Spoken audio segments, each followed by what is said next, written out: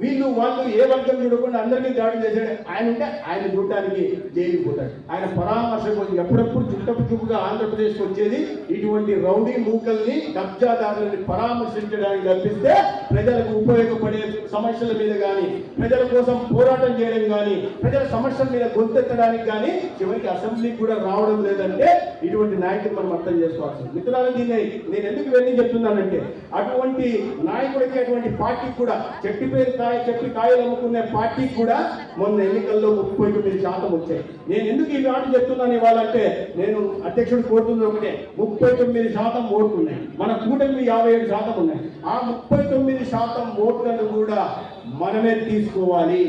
దానికోసం భారతీయ జనతా పార్టీ ప్రతి కార్యకర్త పనిచేయాలి. కూటమిలో ఎవరు తెలుగుదేశం పార్టీ ఎన్ని తీసుకుంటే అన్ని తీసుకుంటుంది, జనసేన ఎన్ని తీసుకుంటే అన్ని తీసుకుంటుంది. భారతీయ జనతా పార్టీ కార్యకర్తగా మన ఎన్డీఏ ప్రభుత్వం చేసిన పనులు కానీ, మనం తెచ్చిన సంక్షేమ పథకాలు కానీ, ప్రభుత్వం కనిపిస్తున్న అభివృద్ధి కానీ ప్రజల్లోకి తీసుకెళ్లాల్సిన అవసరం ఉంది. ఇప్పుడే సూర్యకాంత్ గురించి మాట్లాడించారు, కుసుమ్ గురించి మాట్లాడించారు. ఇవాళ 2 కిలోవాట్ల పవర్కి 60,000 కేంద్రం సబ్సిడీ ఇస్తుంది.